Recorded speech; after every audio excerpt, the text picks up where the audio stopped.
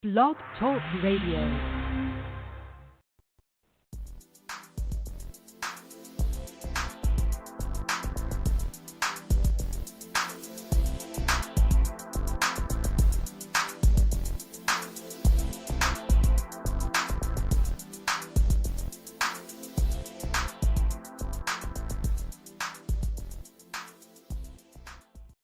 You are now listening to the sound of the shofar blowing.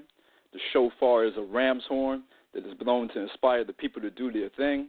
The shofar is also blown to coronate a queen or a king. And today the shofar is being blown to call us all to deeper intimacy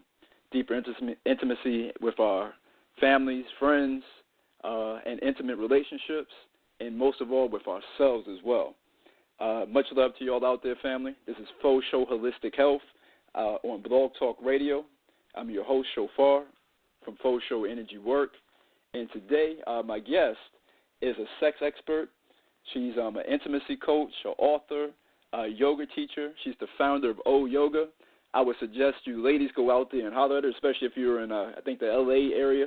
It's guaranteed that you get an O. And I ain't talking about a zero or nothing either. So you want to check her out. I saw her first on Mindvalley Academy, and the talk was about sexual healing. She shared her story, and it was really touching because as she went into it and it went into her story and then talked about her purpose, about why she's doing what she's doing, I knew I had to reach out to her. So without further ado, I want to introduce to the family here today Psalm Isadora. How you doing? I'm great. How are you? I'm doing really well. Thank you. Thank you, first off, Psalm, for being on the show. I appreciate you. I appreciate what you're doing. I know the work that you're doing, and it's having a big impact on people. So thanks for being on here. Oh, yeah. No, thank you for having me. Cool. Well, first off, I'm going to put in the link, how you all can get Psalm's information, the backstory. I'm going to put the short version of the video, and then you can go and find the bigger version if you all want. But I'd like to just go ahead and jump into things, Psalm, since we only have a short amount of time. As far as, intimacy, that's what the show is going to be about today. What is your personal definition of intimacy, and what does it mean to you? To me, intimacy is something I think a lot deeper than most people think. Like when we say intimacy, a lot of people think it's just something sexual. And intimacy to me is really a lot more about empathy and vulnerability and being able to connect with other people on a deep level. And that, I think, starts with being able to connect with yourself and your whole self. And so if you don't have intimacy with yourself, then it's pretty much impossible to have intimacy with anyone else. Makes sense. So empathy and vulnerability, and that for people, when you say that V word, that's definitely not a four-letter word, but maybe it's even worse because it has more letters. I don't know, because I've seen that word really trigger some things for people. Yeah, it definitely does, and I think that it's a difficult thing to do as humans, because we put so many walls up to how we're perceived, and especially when it comes to our sexuality. There's been so much suppression and repression of our sexuality, and I don't think a lot of people have questioned where a lot of those patterns or their beliefs around what their sex life should look like, and maybe even what their relationships should look like. I understand. I definitely understand. Well, here's one thing, Psalm. As far as that goes, now I know on your the YouTube video that you did with Mindvalley Academy that you said that you were at this place in your life or whatever. No spoilers or anything, but you were in this place and you through sex at that time, you would have a sense of oneness, and that you would basically just go into this deep place sometimes during sex and everything.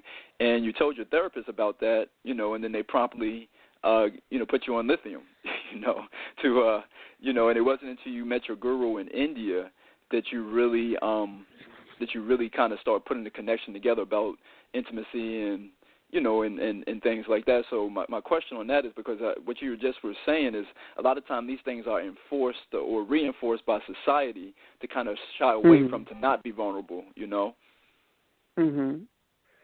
Yeah. And so, what's your finding with working with so many couples and stuff? How do you help them through that?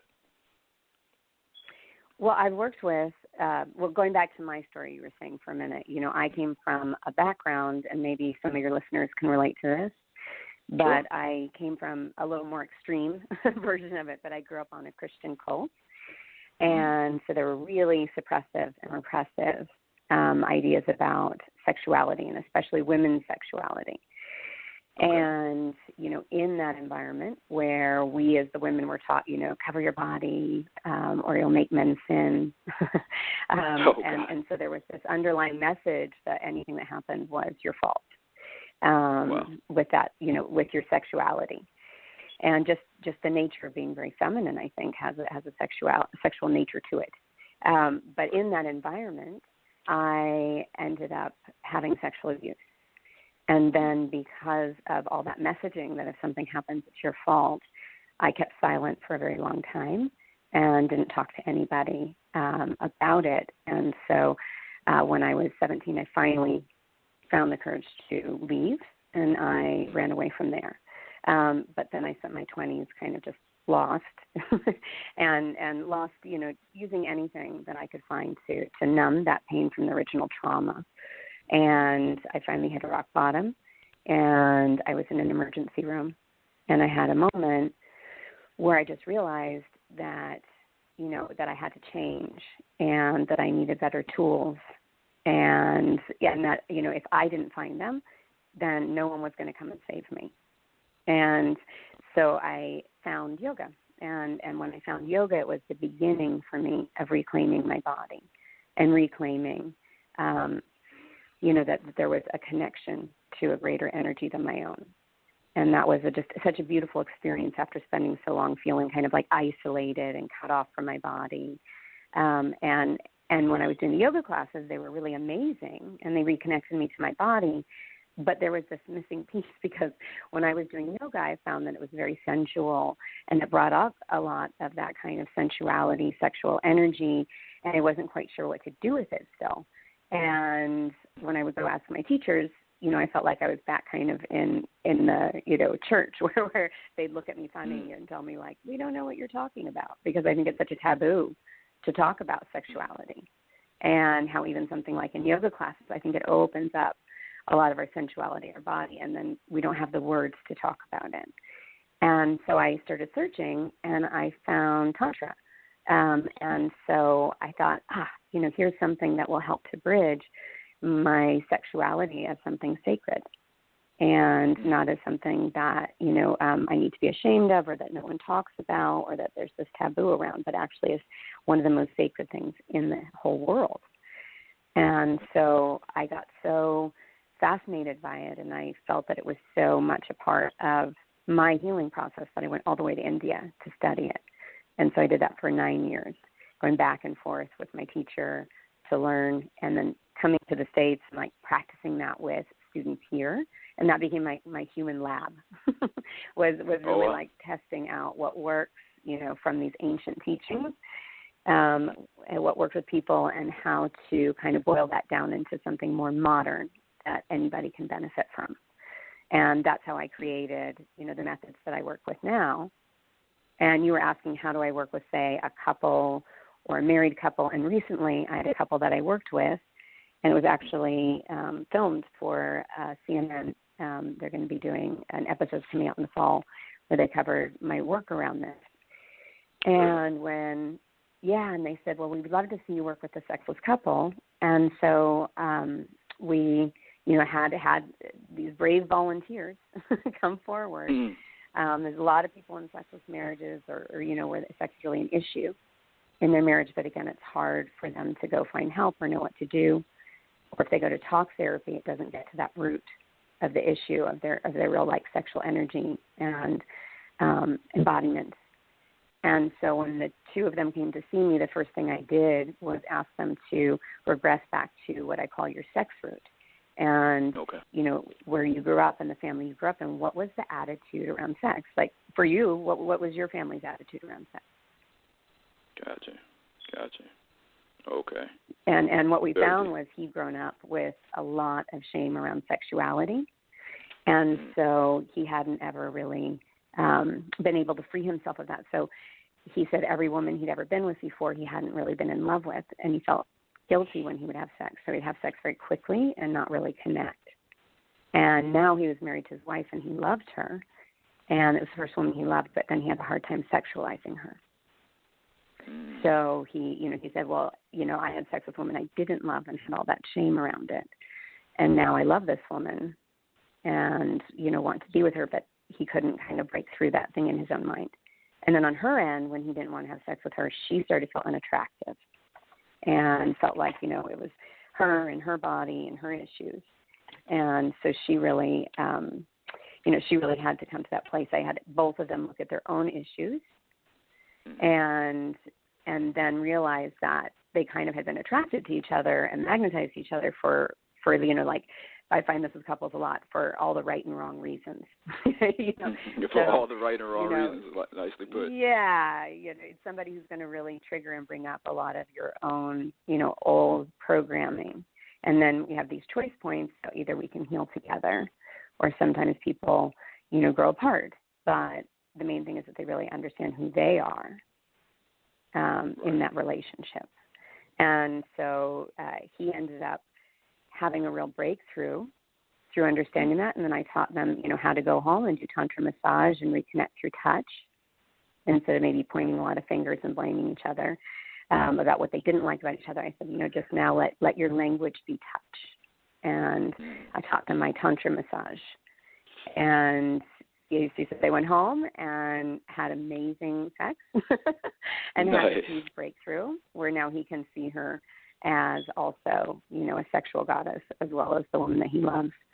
And I think sometimes that's one of the big issues you'll see in sexless marriages is just over time, either people grow apart because there's too many things they haven't said, or there's an underlying issue where, like people come from their own issues and problems, but then start to hold those emotions kind of inside, and it grows and it grows. And so where you see a lack of sex in a sexless marriage is usually things that haven't been spoken about or broken through. Or they've been spoken about in talk therapy, but it's all just talk. Just talking. I love, Psalm, what you said there. Again, this is the book of Psalms. I love what you said there about the language, go home and let your language be touch. Because one of the deep things I think about intimacy is that, is not a place for hope or belief or fantasies. Those are all well and good. That's more in the mental realm though. When we have beliefs and hopes and fantasies, those are seeds. But to me, what I was getting from you is that intimacy is more about it's a felt thing in the body.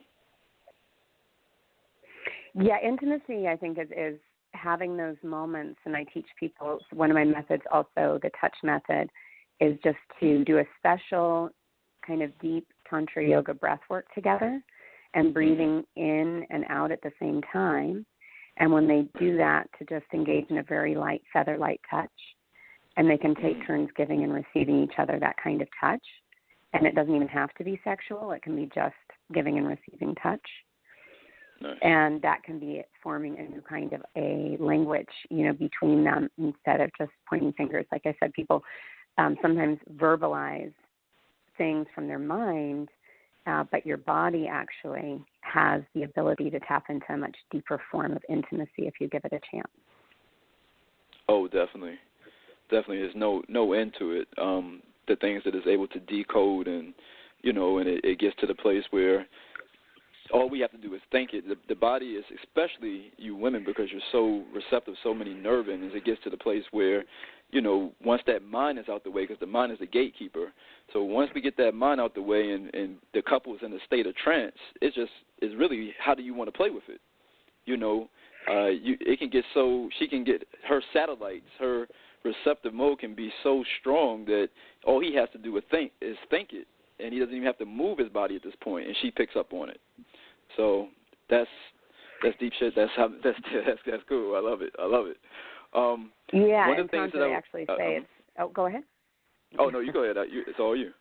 Oh, I was saying in Tantra they actually say there's like a secret language in your bodies, and especially around your sexual energy, that area of your body is talking to each other. So for a man, for a woman, the sacred, sexuality places in their body have their own language. So if you kind of become very still and very quiet, and like I said, especially breathing together at the same time, learning to inhale at the same time and exhale at the same time, will put you in the same biorhythm and help you to really be more empathetic, feel what the other person's feeling, sync your energies, and that they have their own language once we kind of learn to slow down and breathe deep and listen.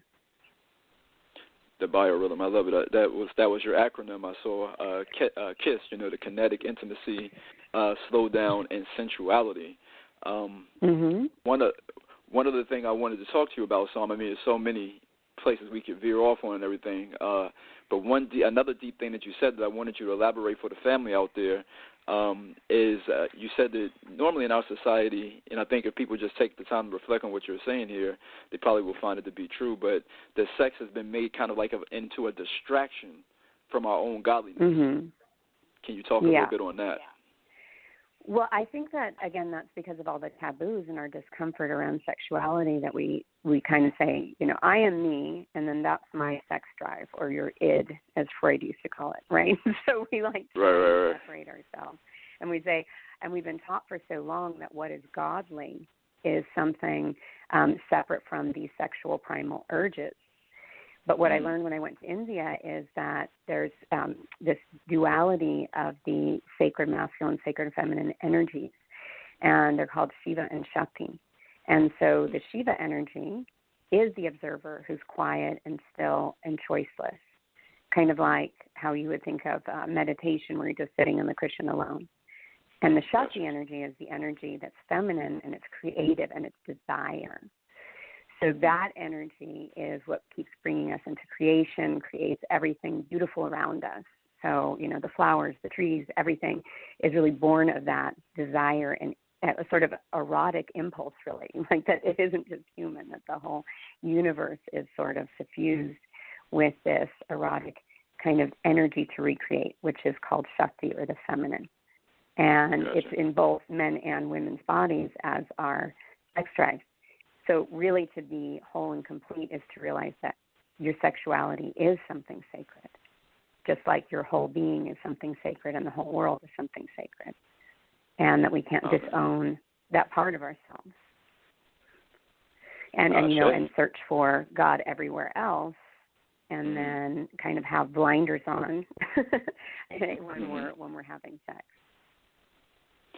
I can see that. Yeah, that somehow we've lost that connection to see. To me, and I know how it happens. But once we come back home, that's heaven on earth right there. When two people are, that's heaven on earth right there. Well, I would say, imagine your soul was, out there longing for a human body, and one of the most beautiful experiences two souls could have would be, that connection through touch and body and making love, because we actually exchange that kind of spiritual energy during that time in a very deep way. Amen. Very good. Very good. Imagine if you could think that sex was a form of worship, and actually two bodies coming together is a form of praying. And in the old Tantra, they actually called, for a woman, her sexuality was called her yoni, or the sacred cave, and for men, the lingam, or the wand of light. And so it's this idea that these areas of the body aren't anything to be ashamed of or to ignore when you're meditating, but actually to meditate on those energies and to meditate on how sacred that is, even when you're by yourself. So one of the biggest misconceptions, you can do Tantra when you have a partner. You can also just first learn to connect into that energy for yourself. And once you learn how to connect into that energy, your own sexual energy being not just about having sex, but about everything you do. And that's called awakening of that Shakti Kundalini in your body. And so once you can do that, you can use that energy for anything that you want in your life. I've had, students. I had a 53-year-old woman who's never had an orgasm. And she took my program, and then she came over. She said, "I had my first orgasm," and then it was amazing because she went home and then suddenly was able to move all these things in her life she hadn't been able to change before. So she was able to sell her house within a few days, where she felt really trapped and afraid to move from, and she's now living just like such a more happy. She's dating. Like all new possibilities open. Sorry, it's not just about that orgasm, even though that's great. Orgasms are great, but I use them as like just a big blast of energy, positive energy, that can be used for neural reprogramming to help bringing you into a more higher and positive state. Exactly, Psalm. I mean, what you're doing with the work is instead of those same neural pathways and dendrites and stuff firing up, you're allowing them to go up another whole branch or another river or meridian that normally it doesn't go up. And with that comes a whole new understanding, a whole new way of looking at things. Like, oh shit, I don't got to keep doing it this way. I don't got to stay in this relationship. I don't have to, I can start my business. Whatever it is. So I've said that with this work sometimes, Psalm, that I want to have a talk with neuroscientists, because I feel like instead of it being called the nervous system, which subconsciously is programming us, or superconsciously is programming us to be nervous, it should be called the awareness system, because with this our awareness expands. Wow, beautiful. Well, I would work. say I'd love to ask a question of everyone listening to this, that they ask themselves, what kind of attitudes did they grow up with around sexuality in their families? They grow up with very open ideas. Sometimes people grow up with a little too open, and then they have to work on finding boundaries. Or did they grow up with a lot of suppressive ideas, and how, that being the root of that sexual energy, and how did that affect all the relationships you're in now? Very cool. Yes, our family, listen to what Psalm just said. Sit with it sometime, take that into a state of trance is nothing more than, some deep breath, and go into it and really hear and feel what she just said on that one. There's some keys some keys there. As we're under the 10-minute mark here, so I wanted to. I have so much stuff. It's always the case. I have so much stuff written down. One thing I would like to get into real quick, though, is just the false belief systems around intimacy. We touched briefly on, that intimacy or vulnerability makes us weak. Another one is that, sharing our problems burdens others. But here's one that I would love to real quick get your take on. And it's probably almost impossible to be real quick about it, but the false belief that intimacy is somehow against or versus freedom. Oh, you mean being intimate with somebody, or being in a relationship? Yes, in a relationship that, about it, if we really deeply connect. I know for a lot of guys they say that, and I believe it happens for women too, but definitely with guys that, if I'm really deep and intimate and connect, then now I've lost my freedom. And this is something that I think impairs a lot of relationships, especially to go deeper. Yeah, I think that there's, we have to first learn how to find that sense of freedom in yourself, right? And that's where, again, with Tantra, you can really learn how to own your sexuality as your own first. And it isn't about just having sex with another person. And once you can own that in yourself and have that inner union, then, when you have sex with somebody else, you'll know yourself better, and you won't feel so threatened that the intimacy with them means that you'll lose, your sense of freedom. Very nice. So, yeah, I think it's really it takes a little bit of deep work for people, but I think that beginning to see that other person can also begin to allow you a different kind of freedom. Like if it's a good relationship, a healthy relationship, that mirror of that relationship can give you a different kind of freedom than maybe being so afraid of losing that independence that you can't break out of your usual MO to really connect more deeply and to connect with that kind of like vulnerability.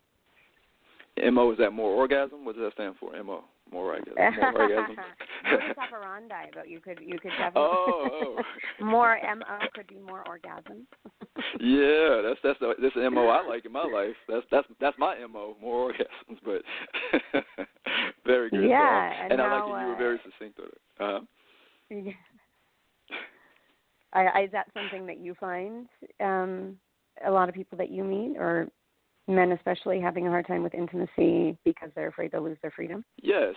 I mean, that was my journey when I first, was introduced to Tantra back in 2002, and then, the journey that I was on, that was one of my biggest challenges from me being able to go deeper into tantric energy. I feel was because this whole the ego, and the freedom thing and everything, and so the fear of intimacy. So.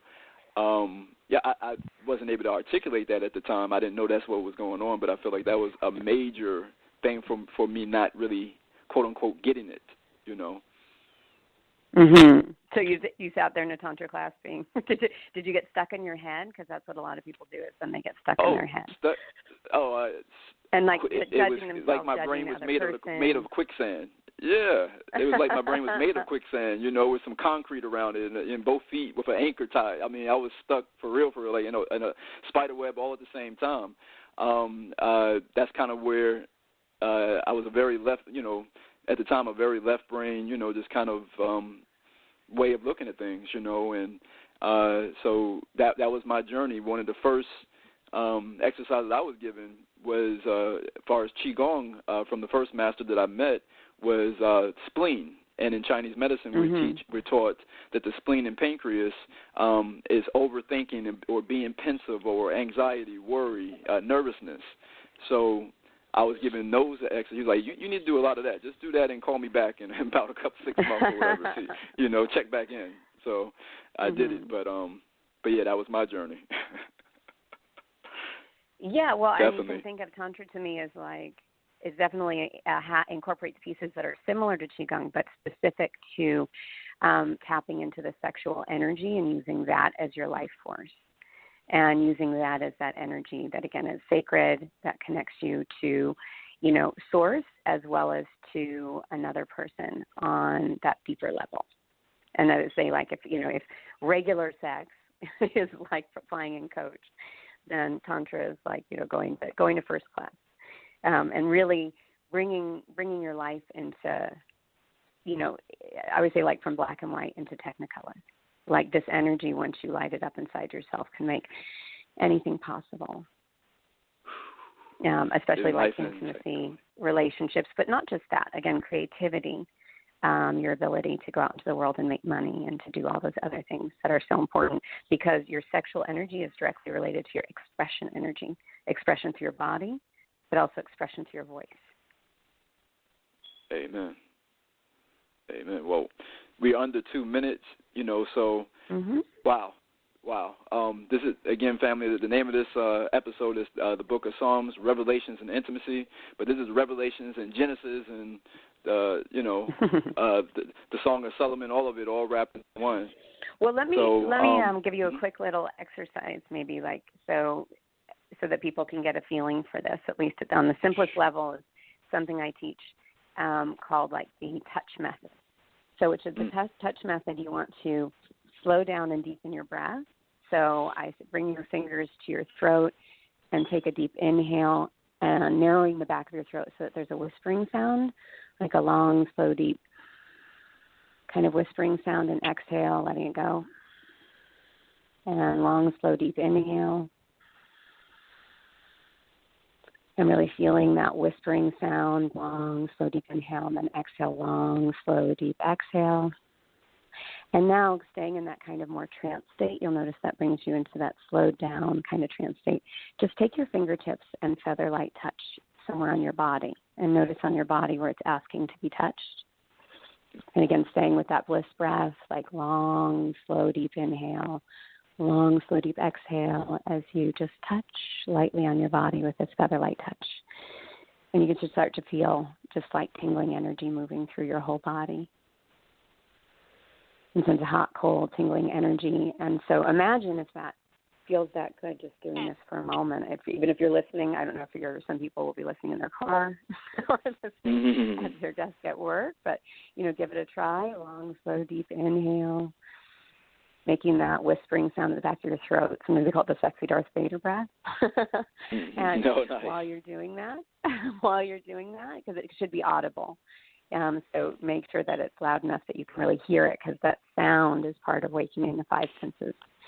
And just touching, lightly touching on your body.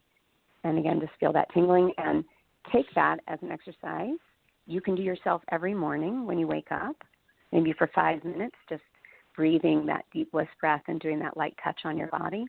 And then if you have somebody that you can give and receive that touch with, it's a very simple exercise. And one of the main things you could do is try and sync your breath. And when you sync your breath, that's a big tantric secret to, again, bring you in that same biorhythm and connect on a deeper level. And also help you release more serotonin, oxytocin, dopamine. But really, and even that touch starts to undo so much of the kind of taboo we've been taught about our bodies. Amen. Wow. And maybe you can speak to that as a man. Did you give it a try? I did, and that's what powerful. What do you feel like? It's very nice. I won't say what area I took my attention to or touched, but yeah, that's just where the mind goes, That's okay. Well, then integrate that, right? So right. Really like integrating that into your whole being as sacred. Yeah. It's helpful. Well, again, family, and much love to you, Psalm. Much love to you, family out there listening. And, again, this is Faux Show Holistic Health on Blog Talk Radio. I'm your host, Shophar from Faux Show Energy Work. And keep shining, y'all. Peace.